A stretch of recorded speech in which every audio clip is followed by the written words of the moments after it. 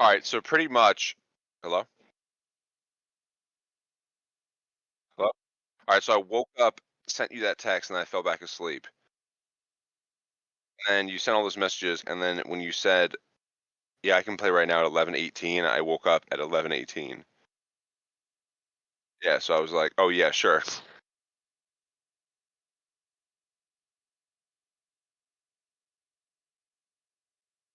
I think it's very possible the Lakers could trade for him with D'Angelo Russell because of salary cap matching. Sorry, I was sending like a voice text. Bro, did you watch last night? Yeah, Marco was there, bro.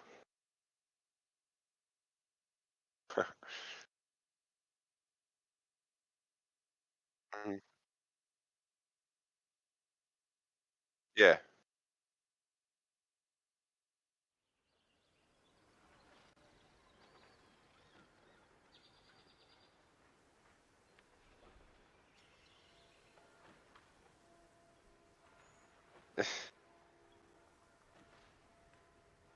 Yeah, I was gonna say probably not.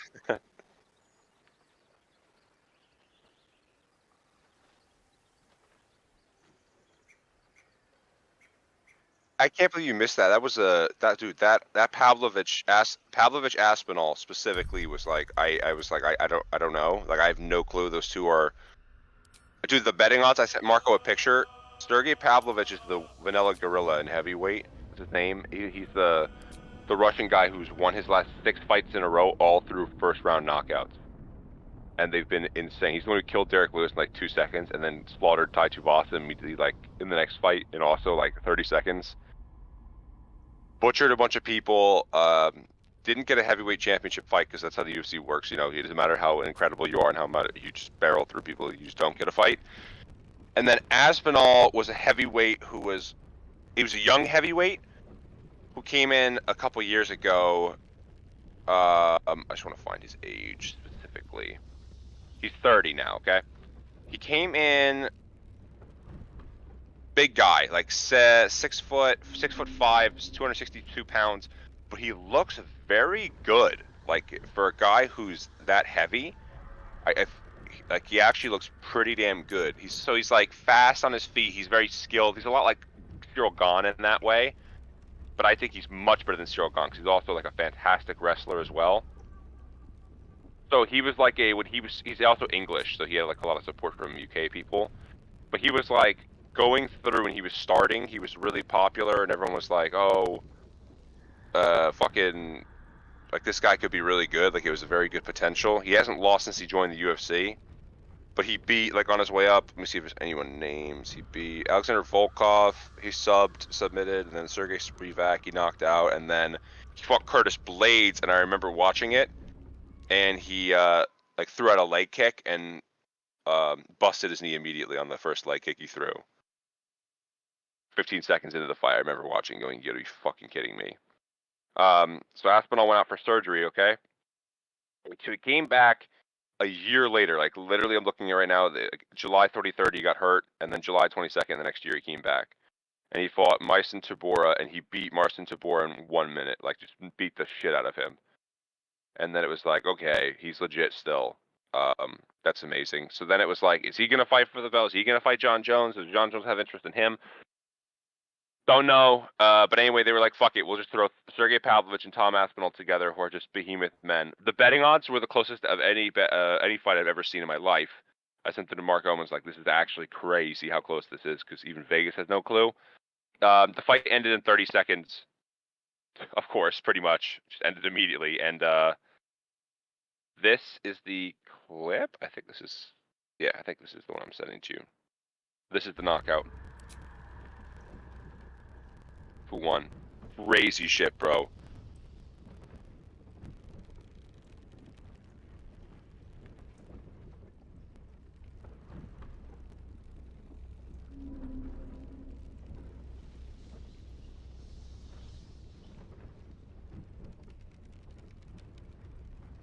I see Aspinall so much like smoother and like jumping around and like moving. He's very slick. Big guy. That's crazy. Yeah.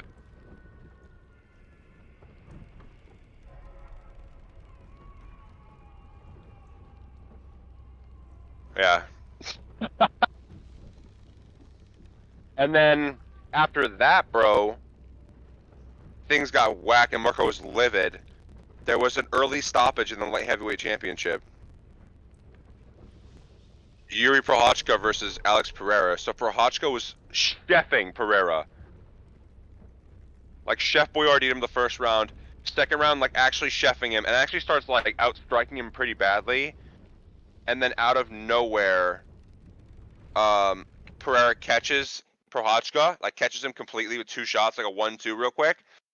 And Prochazka falls to the ground, like he's like right in front of him. He's like in front of Alex's face, falls to the ground. But as soon as he hits the ground, like of course, like wakes up. It's not just like knocked out and slinkied. And he starts grabbing like Alex's legs, try to take him down. And Alex is like berating his head.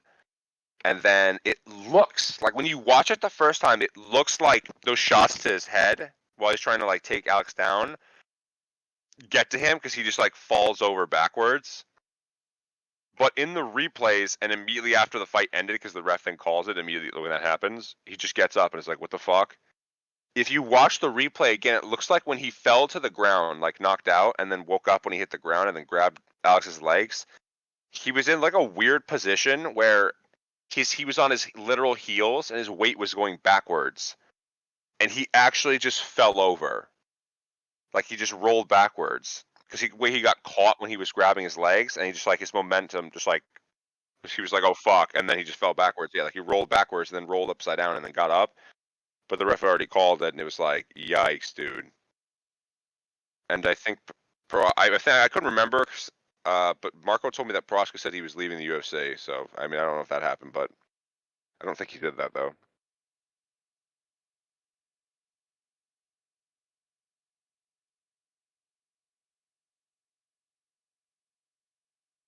I mean, at the end of the day, like it depends how you look at things. Like he got knocked out, like for like a split second. Like I don't like it. Close enough in my mind. Like right? Like it's not like he didn't get like knocked out for. He definitely got knocked out for that second at least. And he said that afterwards in his press. He was like, I was definitely out. Like I was definitely out. Like that's for sure. So I mean, he's like, I'm not really mad about that, but I get it, yeah. But I said to Marco, like, he'll be back, and Marco was like, no, he's not. They're not going to fight again. I was like, dude, I mean, he's going to win. Like, that's what I mean. Like, Prochazka will win, and then he'll fight whoever wins between the next two guys. But then fucking Pereira takes a massive L and goes, he's like, who do you want to call out? You know who he calls out, bro? He has like this super long explanation. And guess who he calls out? You will actually not believe this. He says, Israel Adesanya, let's fight again. I'm like, bro, like, this guy just said he was taking time off. What the fuck are you talking about? And also, I texted Marco, was like, he just wants money. He was just like, damn, I made so much money off those Adesanya 2 fights. And they were like my whole first couple fights. Now I'm getting paid nowhere near that. Please come back. And Usman Nurmagomedov was taking steroids, by the way. Yeah, he got caught.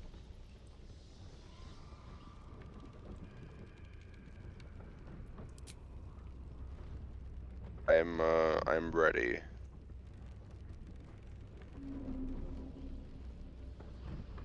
Adesanya responded. Oh no, that's not. That's old. Alright, I'm loading up.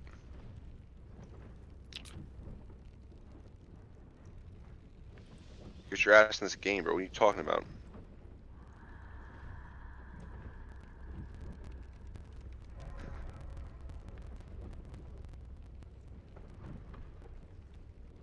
Get your ass in here, stop. I know. I gnomes.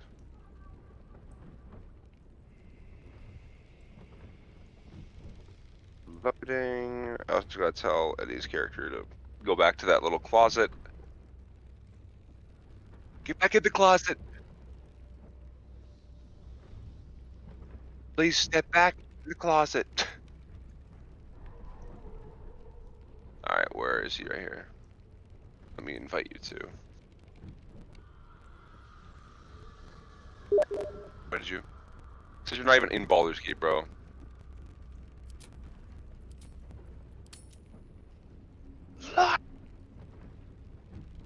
'Cause now you're playing Baldur's Gate. Wow. All right, let me sit up and like turn my mouse on and like actually get ready to play. Ah! I went to Book of Mormon yesterday with my mom. My birthday. Well, really early birthday thing. Awesome. Incredible, hilarious, like ridiculously funny. South Park writers are OP. I've heard the play like a million times before, but yeah, seeing it first time. So damn funny, man. Like I mean, yeah. Had my mom questioning religion, that's for sure, afterwards, and I was like, yeah, because I was like, at the end of the day, like, everyone's contesting. I was like, everyone's contesting that religion is like, mine's right, mine's right, mine's right, which then would nullify yours specifically. That would mean that, in their case, suggesting that one is correct and the others are wrong, that would mean that the others were, well, that means the others were created by a lie. Every single one of them that was not correct would be just a lie. And like that's kind of the whole context behind the Book of Mormon, where like there's a lot of that, where like it's just a lie. So like, how far can you really get a lie to go? Like clearly pretty fucking far. Pretty damn funny though, like really funny. They had this out, like Matt Stone's voice was in it a couple times as like the narrator, where he's like, it's like the South Park narrator voice that you hear all the fucking time. Oh man, so funny. Great writing too, hilarious, great stories, awesome. The spooky Mormon Hell Dream was probably my favorite one. That was so funny. Okay, right, I'm in. All right, so what do we got? We're gonna have two. So you're gonna have Shadowheart. I'm gonna grab. Where are we right now? What did we just do though? We just fought those leash people? No. Very well. Go for the map. I have no clue. Let me see.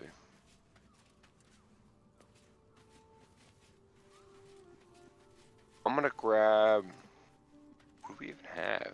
We only have fucking. I only have these 5. I'll take. I'm gonna take Gale then probably.